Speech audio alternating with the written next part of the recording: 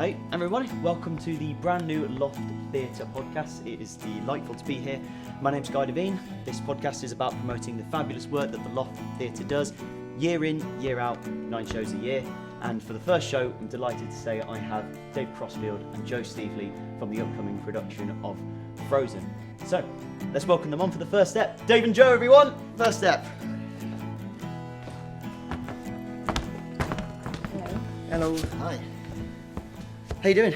Yeah, fine. Bit lethargic, owing to leaving here at about 10 to 1 this morning after the tech, a very long tech. But it was good to get there. And you, Joe, how you doing? Yeah, not too bad. I escaped early yesterday because of other commitments. You escaped early? Yes, so I had to leave everything in Dave's hands. So there was just one person telling everyone what to do instead of two. Yeah. I don't think I was telling anybody what to do, really. By the time you get to the end of those tech runs, you're like, do you often have to remind yourself that you've got to really, really still keep going full throttle with knowing what you want to do, or just do you let fatigue come into it? Well, I was getting into those moments last night, but I just felt I had to stick to my integrity and say, look, let's just do that again. And we did it a few times, even though it was getting really late. Yeah. Glad I did. With the exception of just one part of the technical, sort of going from one play to one scene to another, we pretty much sorted it, and I've managed to rework that with Harry Sanders this morning over the phone. Oh, good. So we'll look at that tomorrow, but that's the only part, really. And it's all coming together well? Yeah. Nice. Yeah. So you guys are a bit of a team, we know. Yeah, You've recently done a show together as well, very recently, Yeah. at the end of last year. Yeah. So you feel like you're becoming like a little bit of a partner? Well, that's what you were saying I think- beforehand. Do you feel like you're becoming a little bit of a partnership? I think we are now our own little theatre company, aren't Yeah. we, you and I? It's interesting, isn't it? Because we were theatre friends before. We've known each other for a number of years, haven't we? But we've not Oh, actually. really? I didn't know that. Yes. Well, just in a theatre Yeah. circle. Yeah, okay, yeah. I've seen shows that Dave's been in, Dave's seen shows that I've been in, but we've not really worked together prior to the Pillowman. Yeah. And I think we both really enjoy deep material.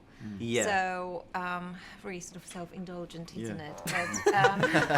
But we like those intellectual exercises to keep the grey matter working. And and I think we just sort of we share that vision for a challenging and important material. Yeah, that's one thing I've noticed is you guys do, obviously you've done the Pillowman, now you've got Frozen, both things about, let's say, quite gruesome topics per se. What attracts you to them? Because is it because they are going to be challenging to audiences? Is it because it challenges you as creatives, or like mix of both, overly one, or what really brings you to the scripts? Well, for me, it's it's the writing, the Martin McDonagh and Bryony Lavery for Frozen, and the subject matter. Yes, they're dark, but there's a message in both of those sort of play genres, really. Yeah.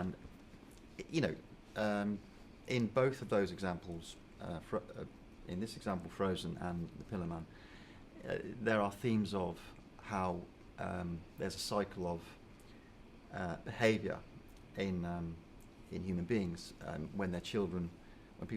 When you are children and you grow up to be an adult, what causes people to inflict harm on other people and other children? And it sounds very dark and sinister, and it is, but that's human nature. Yeah. Was it like, look, I've read your director's notes, obviously, before we did all this. Yeah. And you mentioned, obviously, very recently, the Ian Huntley thing that happened in prison. Were you then going to use that as like a real driving force in what you were doing and stuff, or was that just like a coincidence that the audience can bear in mind when they're watching? Yeah, it's just that, really. It's just something that was coincidental. It happened, and at the time when we did Pillowman on Netflix, there was a story about Ed Gein. Oh yeah, there was. Yeah. But these things are interesting because when you do it, when you do a play, and then something topical comes up in the news, it sort of frames the play in that reality, really. Yeah. Yeah. The Ed Gein thing was it was ridiculous, wasn't it? You just like read, that's because I think that's what fascinates us about these guys is that there's, well, for me, it's the audacity of these people that do this, because you see them oftentimes playing authorities or, you know, tricking them into stuff like that. Yeah. But so what, to get back to Frozen very briefly, this Sure. is just so fun chatting to you, but what initially brought you guys to the script? Why is it so, why now for Frozen? Well, because I believe that we have to do important theatre. We have social responsibility, I think, to present variety of material to audiences. I have sort of my 3 personal E's. I call them 3 E's: equip, empower, enable. Well, that's pretty good. And that's what I live by really in my life. So we are a community theatre. So we give opportunity to so many people who otherwise would not have access to that kind of material, to be involved in performing that kind of material and creating that kind of material. So, you know, we equip people to be able to produce live theatre. We enable them to be the very best, and we empower them to take that further. Yeah. Okay. So, you know, not all therapy is drama, but all drama is therapy. Well, those 3 E's, I've never thought of it. That's actually a really, because you do want to do that with community. It's something that now I really, really want to get, and I see the value of whenever I'm doing anything to do with community theatre. You do have the opportunity to really, really bring some cool stories to the stage. And then there's another aspect to actually make this available for the audiences, for general population. You know, not many people can travel to London or big cities to access good quality professional theatre. So I do believe that we have a mandate to the community to provide excellent theatre, accessible theatre. Now, obviously, you're in the show as well. Barely, yeah. You are in the show. Go on, you're in the show. What can I say? You know, I love my stage time. Yes, but you're also stepping into the co-director's chair, would you say? Obviously, I imagine it's not your first time. It is my first time. Oh, it is? Yes. Oh, okay. That's my main role. My main role is actually co-directing, assistant directing. What's he like as a director? No, I'm joking. Check the post. Awkward pause. No, I think communication is key. I think quite early on we established we have alignment meetings, don't we? So we come together outside of rehearsal time and we talk through things. So we then, by and large, present united front to the cast and the team. Oh, that's pretty good. I had that once when I did a play at uni as well. The directors would come to me with specific meetings for how you see the character going. So it was King Lear. And it was so helpful to have that from a director. And I was like, I got inspired by that as well. If I do end up directing in the future, that's something I'll definitely be doing to my cast. Because for these guys, the guys involved, the characters are so intense. Obviously, particularly Ralph and the therapist and stuff like that. So do you talk with them individually, as you said, at all, or is it kind of like more of a collective team effort? I think we've we could have approached the rehearsals in a different way to the way we've done them, but I think we could have just isolated each character, because at the beginning of the play, we have each character is in their own space delivering a monologue around around their own lives. Okay. And then it develops into duologues later on. Yeah. Dialogues later on. So we could have just had each character's journey rehearsed in the rehearsal room, but I kind of didn't want that. So we had them all, each of them together in a rehearsal room. And any reason why you didn't want it? Just out of interest, or is it just something?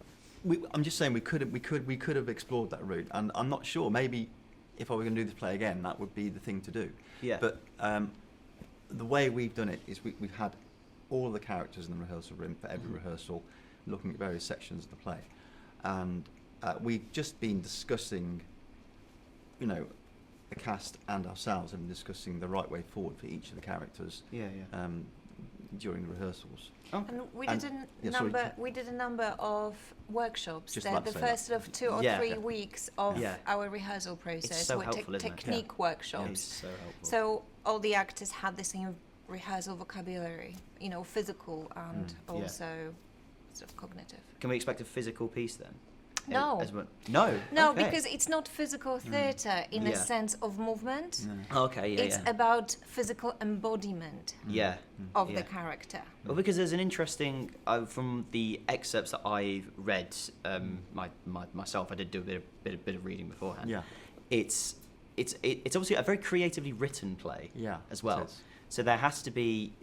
Why do you think Lavery's done that? Just because it's obviously very effective, particularly when you listen to Ralph and things like that, and the other monologues that are in there. It's a very, very cool writing style. What does it add, in your opinion? Well, that's a good question. But I think because some of the times the characters speak poetically in verse. And I personally find that, pleasing to the ear, and in terms of performance, I like that. But this is a play. It's realism as well. I mean, the actual verse breaks into like real dialogue and that kind of thing. But I don't really know why she's chosen to write it that way. But I have an idea. You have an idea? Go on. Okay. The play effectively is about trauma. Every single character carries. We all, as human beings, whether we want to admit it to ourselves or not, we carry some form of trauma. And trauma is not linear; it's fragmented. And when we experience something, we don't think in beautiful, full sentences. No, it's all convoluted, and it is, and we process things. So, to me, those monologues are stream of consciousness journaling. Okay. Almost, for example, if we look at Nancy's, I should have gone to my mother's myself with those garden scissors. It literally feels like a thought that pops randomly to your mind. Okay. And this is how Lavery has written it. It's how we actually experience our thoughts. I see that, because it's more, because when you, I don't know if you guys do you often ever write down your own dreams sometimes or something like that? I can't remember my dreams. You can't remember any of yours? You had a nightmare last night, didn't you? You did? Oh wait, what was that about? I don't know. I remember waking up in a state of anxiety and fear. That's all I remember. And I was shouting out. So that's all I remember. I think it's something to do with this play, probably. What, the subject matter? Did you get any of those at the Pillar Man? I didn't. No. She was exhausted. Yeah. No, I've got I know one thing I wanted to ask you, Dave, being the director, was a direct question. With such a very intense piece like this, I can imagine you obviously have a very, very clear vision. I can imagine. How do you, as a director, this is more like a process one, how do you bring that to your cast that you cast, and how do you embody your director's voice and convince the cast of the vision? Because that's what I found was most hard when I've ever directed something, because often you have these really great organic talks with actors, and they will often bring you a brand new idea that you do want to take in, but at the same time you had this initial vision when you initially read it. So do you ever come across that? Or well, I've just been I think I had this sort of OCD habit about looking at the text whilst I'm seeing a rehearsal, and I'm one of these people. I can't leave the script behind when we're in rehearsal. But I've just been trying to. It's very, because this is difficult because no one's ever really been in our cast ever experienced the trauma that the actual characters in this play have experienced. Certainly, Nancy, for instance, to not know where the whereabouts of your daughter over a 20-year period. And there are many examples of that in real life. You think about the Moors murders, the victims of the Moors murders, etc. I think it's just trying to I don't know. It's a very difficult for me. I've just been trying to shape the performances the way I would do it, connected to feelings that I feel about those people who don't know where their loved ones have gone, or those people who are sort of suspended in grief from the death of a loved one, or those people that have been abused, as in Ralph's case. Each of those characters have been. The play is called Frozen because the characters can't move on. There's something in their lives which has prevented them from moving on. So, actually, that was something I wanted to find out. Why is it called Frozen? That's what we could. I hope that's the best way I can answer the question anyway. Oh, okay. But the reason it's called Frozen is because the characters are actually pretty much in a state of immutability, because each of them had a trauma affecting their lives, which prevents them from living their lives. So, for instance, Nancy is suspended in hope that her daughter's going to be found. Yeah. And the play goes over a 20-year period. It goes from 2004 to 1980, then 7 months later, and then to 1984. So over that time, and then it goes from 1984 to 2004. But over that time span, we see Nancy's trajectory, and what we then see is also a process of thawing out for each of the characters. Yeah. I love it when plays do that, like jump time. It's a challenge for like a director. I can imagine when you've just got you got 2004, which is incredibly difficult time, different time from 1984. For example, there's different people, different things. It's a bit difficult. It's a bit difficult to we've tried. to put yourself there. But are you taking sort of any inspiration from that sort of method of directing as well, in a way? So I think that's one of the ways why we work so well together, because you go so deeply into the text, while I go really into the body. So because we had those alignment meetings that I mentioned earlier, we sort of understood where we were going and what we wanted. So I was able to support Dave's vision with the strategies and techniques and effectively ways of working with the voice, the tension. So we did tension states, we did status work. Classic. Love so it. Classics of the rehearsal room. We did.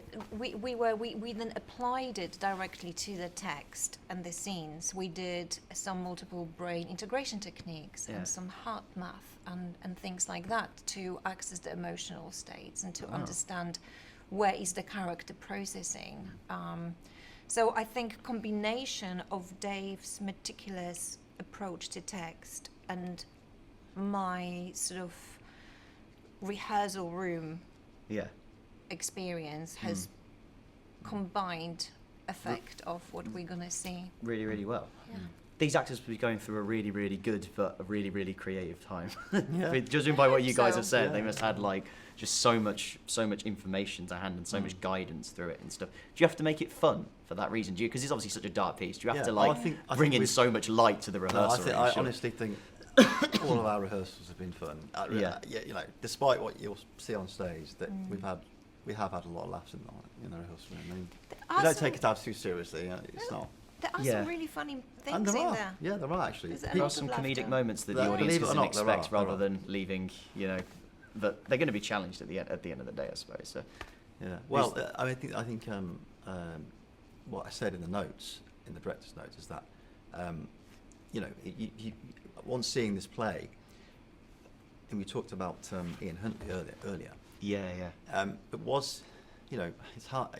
There's the other side to the argument is, he was probably a victim of something in the past. That shaped the person that he became.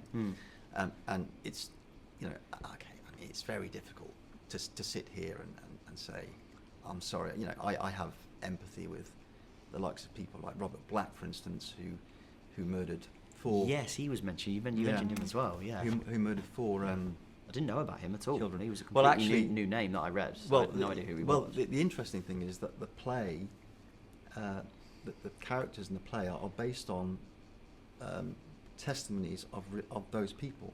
Yeah. So okay. Ralph is based upon Ralph is based upon Robert Black, who murdered some children over the sort of roughly the same time from 1980 to 1990. He murdered 4 little girls. Oh, okay. Yeah, and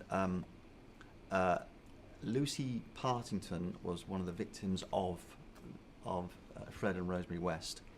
Her sister, and I've forgotten her sister's name now, Marianne Partington, has written a book about the experience of losing her sister and finding out her sister what happened to her sister 20 years later. Yeah. The remains were found at number 10 Cromwell Street in Gloucester. Yeah. And Dorothy Lewis is a psychiatrist, and she has interviewed the likes of Ted Bundy, etc. So it's based a lot of a very well researched play based from all of those influences, really. Which is always fascinates the public, the motivations and the psyche behind killers and stuff. So, leading on from that, in a way, what do you hope the 3 biggest questions audiences will have when they leave the theatre for this? That's what I wanted to ask you. Okay. Well, I mean, not 3 each. Let's say we'll go for 2 from Dave and 1 from Joe. Sure. Or maybe 2 from you, 1 from me. 2 for you. However you want to do it. There's no fastidious rules. I'll say that it's the question is what causes people to this premise of is somebody evil or is it nurtured? Are their actions they become the person they are because of their environment, and the nature versus nurture debate, which is such a mind boggle in a way, because over to you. I would like the audience to leave willing to examine their own hearts and their own minds. Oh, okay. In a sense of, am I stuck? Am I frozen? Is there somewhere in my life where I am harboring bitterness, unforgiveness? Yeah. Am I stuck in a cycle that's no longer serving me? Oh, okay. Yeah. Because that's what the characters are experiencing, you know, and we see, the consequences of unresolved trauma can be really, really severe. And you then want them to then find a way to get that out of. In a sense, like, okay, bad stuff happens. This is an extreme example of bad stuff, but we all have those experiences. Mm-hmm. So, is there anything in my life that I can influence, that I have control of, that will improve my experience of my life? Okay. Yeah. To find hope, as Nancy, as we know, that's find hope at the end of the day. Yeah. I think what Nancy's going through, it's probably the most horrific thing any human being could ever go through. Oh yeah, absolutely, yeah. So if we have that example and someone being able to, I know it's just a character, but it's based on real people, to think, okay, this horrific thing happened, how do I live now? Yeah. So that's what I would like the audience to think, okay, life can be challenging, how do I live now? Oh, fantastic. Okay. That's great. That is very good, actually. Yeah. I need to be able to do something like that. It's very difficult, though, isn't it? To read into a play so much is something I know is a skill that I think we'd all like to pick up as theatre people and creative people. So you're both actors. You've got some amazing actors in this show. You've got some people that have done it loads of times before. Have you got a debutee in the cast for the Loft or a stage or something? No, we have people that are returning to the Loft after a long gap. Yeah. Okay. So Agneta, who's played by Tracy James, her last performance here was 2017. Oh wow. Okay. And Ralph, who's played by James Proctor. Yeah. He did The Hangman back in 2019, I think it was. So he's had a bit of a break. Yeah. Cheryl's been Cheryl has been around in quite a few recent productions. She's now the I keep saying to her as a joke, she's the Loft pin-up girl because she did all the photos. So that's what she's known as now. Audiences, you'll see her all the way up the stairs as you come in, mate. Let's think of that. But they've been good to work with. They've been great to be with. great? Yeah, they've been superb, and the chemistry between them is great, you know. And, considering what they're playing as well, you know. Go, it's just complete. It's completely amazing to see them on stage doing what they're doing, and then when they break that and they talk, they're just complete friendly and just people, and they're just laughing. Like last night, they were having a right joke here on the stage between the whole boring tech bit that was going on. It's just boring waiting around for your cues when you're waiting for your lighting cues first. No, they've been great to work with. They really have. We have been really spoiled. I could not have wished for more adaptable, willing, open-minded, open-hearted, very easy to receive notes and apply notes. They have been extraordinary. Do you find it helpful you yourself when you're giving them notes, because you have most recently been on stage? It's the classic actor turned director question, I suppose. Is it, do actors make the best directors? I think so. I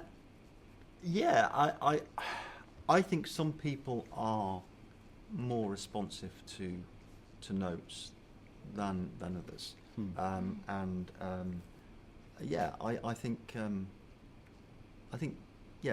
There's a degree of yes and no to that. I think that's my opinion anyway. Directing is about communication, isn't it? Yes, of course.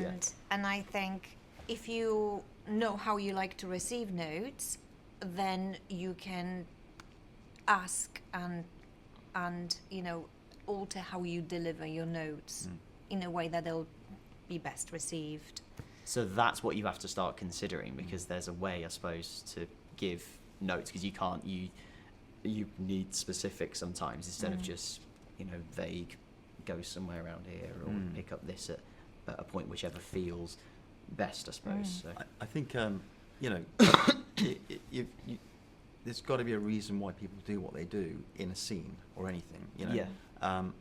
And, you know, it's that old thing, you know. Some people say, "Well, go over there because you're gonna block so and so behind you." Well, you know, but there has to be it has to be coherent with you know, why would that person go over there, and it has to flow. You know, it's You know. But I mean, luckily we've only got 3 people on stage, or 2 people at any one time, so we don't have any blocking issues. I was going to say, it's a small cast, which is always a huge challenge for any actors, isn't it, when they're on stage for that? Because I presume it's 2 hours. What do I say? One act 2. More or less? It's 2 hours 10 minutes about, I think. Oh, okay. Yeah. So it's a juicy one for these guys to be on stage for that long. It's a great. You had probably had that most recently as well. It's tough, isn't it? You couldn't get her off the bloody stage. I think if I disappeared, we might have had a bit of an issue. We would have had a problem with that. Yeah, the whole anchor of the story. That I still have no idea how I learned all those lines, to be honest. But yeah. I think that's what I really do believe in the physical work that we've been doing, because when you really do embody or almost like code it almost biologically, those lines do become second nature. So as much as it is really emotionally draining to deliver that performance, it's not striving. Okay. And I really feel like our cast have got that. You know, they have become those characters, but then they are able to put it away. Yeah. And then put it back on for the next scene. Yeah, it's key for a show like this, isn't it? Being able to not to take so it away. I think they're going to be okay. Even though it's a lot, it's going to be definitely an endurance experience. I have complete faith in them. Oh, I'm excited to see it. I'm going to hopefully come maybe one in the midweek to come and watch it, because reading your notes, talking to this today, it just looks like a great piece to be. But so we'll conclude it on some personal things, because I've always wanted to make sure the guests leave relatively comfortable. So tell me a bit about you guys' first initial theatrical experience. So what was your first play you ever appeared in? I think it was at the Talisman Theatre. I think it was. I did a few studios there, but I did a play called See How They Run. I had no idea what See How They Run was about. I just thought it sounded like a heavyweight play to do. I hadn't realised it was a very old farce. If I'd have known that at the time, I thought, I'm not doing that. So you started later then? Did you not act as a kid or anything? No. Well, I was interested in it a lot as a kid. I used to, but it's not like today. I mean, we never had like drama on the syllabus, etc. Yeah. So it was more academic. And you could only do like 2 years of drama at my senior school, and then you couldn't do it for the later part of the school. So. And then, so I really missed not doing it. I didn't do it for ages. Did a degree, and then sort of drifted back into it again. Yeah. Around my late 20s, really. Oh, okay. Well, great. Late 20s. I was thinking by the time I got down here, because I was in a play with James Proctor, who plays Ralph. Back here, we did Pride and Prejudice on the stage. Oh, and wow. He was a 19-year-old, and I was obviously a lot older than him, but but. Yeah, it was. Do you ever think on watching him and thinking I'm going to cast you eventually, like however many years later? Well, yeah. I mean, it's strange. I didn't think I'd be around this long, to be honest. Oh no! As in, like, I just because I often say, like, it's a bit like the mafia. Just when you think you're out, they pull you back in. You know what I mean? Like you can't get away from this bloody game. You know what I mean? No, you can't. I think it's just because everyone's so easygoing, and you get so many diverse things through the door around this sort of local community theatre scene. So it becomes Yes, Joe. What about yourself? What was your first ever thing? My first ever thing. So I'm from Poland, and when I was a child, I was acting from the age of 9, and I played a chicken in The Ugly Duckling. See, that's what I secretly hoped the answer would be. That somebody would say something like, "I appeared as a sheep's arse" or something like that in a thing. Not that was that, but it was. Effectively, yeah. Did you study in Poland then? No, I studied in London. You studied in London. Yeah. So can you still read? I imagine you can, of course, still read text in Polish and things like that. Is there any great Polish playwrights that we don't know about? Ooh, now that you say that, shameless promo. So straight from Frozen, I am going to be rehearsing a play in which I'm acting, not directing, just acting, called Morality of Mrs. Dulska. Okay. It's in English. Okay. But it's a late 19th century female playwright. Wow. Comedy of manners, and it's effectively Noel Coward / Oscar Wilde. Wow, that sounds pretty good. So that's going to be in the beginning of July. Where's that going to be? At the Bear Pit. At the Bear Pit. Oh, fab, down in So Stratford. that's my Polish link, even though the play is in English, but it is a Polish play. Oh, fantastic! I've always found that fascinating about sort of the. Particularly with Shakespeare. Obviously, we know Shakespeare's been translated to every single major living language in the world. And I just find how the translatability of it, if that's even a word, is really, really an incredible thing, I think, personally. Yeah. But so, last personal question before we end it for you guys. Obviously, this play is definitely about the macabre topics in terms of, it's about... Actually, I don't know. Am I going to give any spoilers away by saying macabre topics? No, I don't think so. I think people... Well, one thing people should not think that it is Frozen the musical, because it ain't that. That's what I've had that a few times. It's just but people have said to me, "Guy, who are you interviewing for your first episode?" And I say, "Well, it's the guys from Frozen." They say, "They're doing Frozen." No, it's this, and then you have to explain it, and then it's all. But I suspect Bryony Lavery didn't have that in her head when she was singing the play. No, because this was produced and it debuted in 1998, way before As a year Frozen before the I was musical. born. Wow. That's great. Thanks. At the Birmingham Rep though, which I did actually used to work at, so that was pretty good. Right. But so wanted to ask you, in relation to the show, what, in your opinion, do you think is the best sort of thematically similar documentary or film you've seen that's sort of related to the same sort of thing that Frozen is? Well, I would say I'm plugging Netflix here, but the Robert Black documentary on Netflix at the moment, which I got Jimmy to watch actually. It's a 3-part documentary about that. What did he think? What did I think of it? What did he think, Jimmy? Oh no, he was engrossed in the in the strangeness of it all. Yeah, because he had a van. Used to go up and down the country, and this is Robert Black, obviously. and he used to do exactly what this Yeah. character does. Yeah. So yeah. Okay. Nice. I've never even seen that advertised. I might have to go and check that out. I was Yeah. little plot. I was also watching the Yorkshire Ripper one before I came here and recorded this as well. I've seen that one as well. Yeah, it's fascinating, isn't it? Just It's a guilty pleasure for me. it is, yeah, true crime all the time. They're just engrossing. As they pop up everywhere, don't they? They're really popular. And what about you, Joe? I'm not really a massive documentary person, strangely. Yeah, I'm more interested in psychology. Okay. So, what I watched recently, which one of our ASMs recommended to me, is it's a film called Sing Sing, which is about a drama group in a high security prison working with murderers and killers, etc. in America, and some of the prisoners that were in that drama group actually starred in the film. Yeah. Oh wow. Okay. The real people. So sort of documentary, because it was their actual experiences. Is this but the it's a Carmen film. Domingo one? Now you're asking me about names. Oh no. Okay. No. If it is that, it sounds really similar because it sounds just similar to a film that I watched and I loved as well. Anyway. Well, anyway, we'll come to the end. It's been great to chat to you guys recently. If there's any final things you'd like to say to everyone out there about Frozen and stuff, all I can say is just here. It's been great to talk to Dave and Joe, the first guests on the Loft Pod. How brilliant have they been and stuff like that? Hopefully many, many more to come. Yeah. And I imagine we're going to be seeing you guys around the Loft scene, as you've mentioned, for many, many years to come as well. But everybody, go and see Frozen. It's going to be fabulous. It opens on the 1st of April. Anything you guys like to say before we end? Just that, it's a rare opportunity to see a great play. It really is. Don't forget any preconception you have about the subject matter. It's an enlightening experience, and seeing some extremely good actors on the stage tell the story.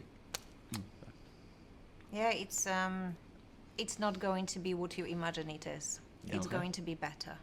Okay. What a Come great way and to... see. What a great, yeah, this is classic, brilliant ending sentence line. But well, anyway, thank you guys for listening, watching, however you wanted to do it. Hope you enjoyed. We'll be back for more very, very soon. But big thank you to Dave Crossfield and Joe Steevly for being the first guest on the Loft Pod. Thank you guys. Cheers. Somebody skipped you there.